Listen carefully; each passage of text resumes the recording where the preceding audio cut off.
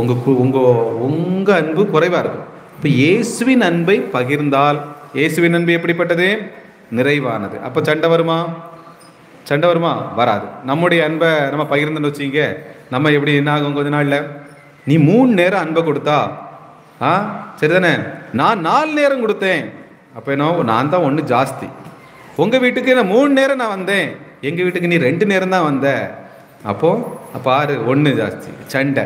அப்போ மனிதர்களுடைய அன்பை பகிர்ந்தோம் என்றால் அங்கே கணக்கு வந்துடும். கணக்கு எழுதி நீ பெருசா நான் பெருசான்ட்டு பிரிச்சிருவோம், சண்டை வந்துடும். ஏன்னா குறைபாடு உள்ளவர்கள் தான் மனிதர்கள். ஆனால் நீங்கள் உங்கள் அன்பை பகிரவே கூடாது, மாறாக இயேசுவின் அன்பை பகிர வேண்டும். அப்படி என்றால் உங்ககிட்ட என்ன இருக்கணும்? உங்ககிட்ட என்ன இருக்கணும்? என்ன இருக்கணும்? இயேசுவின் அன்பு இருக்கணும். சட்டியில் இருந்தால் தான் அகப்பில வரும். அப்போ உங்கள் இருதயத்தில் இயேசுவின் அன்பு இருக்க வேண்டும். அப்படி என்றால் என்ன செய்வது? என்ன செய்யணும்? உங்கள் இருதயத்தில் இயேசுவின் அன்பு வரணும்னா என்ன செய்யணும்? ஜெபமாலை செய்ய வேண்டும். சொல்லுங்கள், ஜெபமாலை. என்ன செய்யணும்? ஜெபமாலை. ஜெபமாலையில் பாருங்க, முதல் தேவ ரகசியம் என்ன? தேவ ரகசியம் மகிழ்ச்சி தேவ ரகசியம் இல்லையா? மகிழ்ச்சி தேவ ரகசியத்தில் நம்ம என்ன தியானிக்கிறோம்? இயேசுவினுடைய அன்பை. எப்படி ஒரு நமக்காக பிறந்தார், விண்ணகத்தில் இருக்கிறவர் நமக்காக பிறந்தாரையா, இயேசுவின் அன்பை தியானிக்கிறோம். 2வது ஒளியின் தேவ ரகசியம் என்ன செய்யணும்? இயேசுவினுடைய வாழ்வு, அவர் ஞானஸ்தானம் பெற்றது, நற்செய்தி அறிவித்தது என்று சொல்லி எல்லாருடைய வாழ்வை தியானிக்கும். 3வது துயர் தேவ ரகசியம், துக்க தேவ ரகசியத்தில் என்ன தியானிக்கிறோம்? இயேசு நமக்காகப்பட்ட சிலுவை பாடுகளை தியானிக்கிறோம். 4வது மகிமையின் தேவ ரகசியத்தில் என்ன தியானிக்கிறோம்? இயேசு மரணத்தை வென்று விண்ணகத்தை நமக்கு பெற்றுக்கொண்டாரே, 1. 2வது தன்னுடைய தாயை இந்த உலக ராக்கினியாக நமக்கு கொடுத்தாரே, இவ்வளோ பெரிய ஆசீர்வாதம்.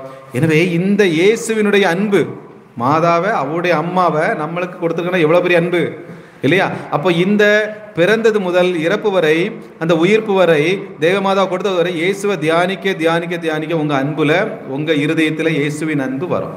இயேசுவின் அன்பை நீங்கள் தியானிக்கும் போது இயேசுவின் அன்பு நிறையும். அப்போ கணவனாக இருந்தாலும் மனைவியாக இருந்தாலும் நீங்கள் என்ன செய்யணும்? ஜெபமாலை ஜெபிக்க வேண்டும். என்ன செய்யணும்? ஜெபமாலை செய்யணும். ஜெபமாலை பெண்கள் மட்டும்தான் ஜெபிக்க வேண்டும் என்று அல்ல.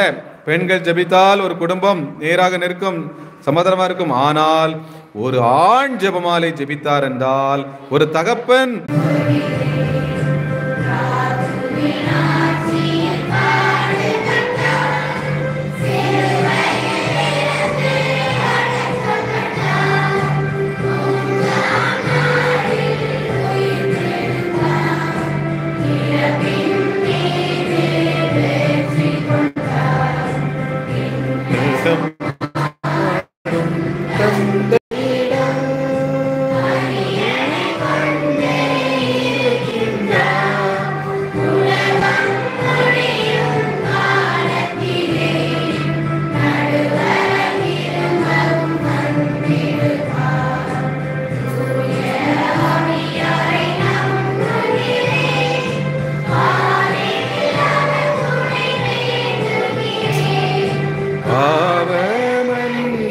தூய்மை பெற்று பரிகார வாழ்வில் இணைந்திடுவேன்.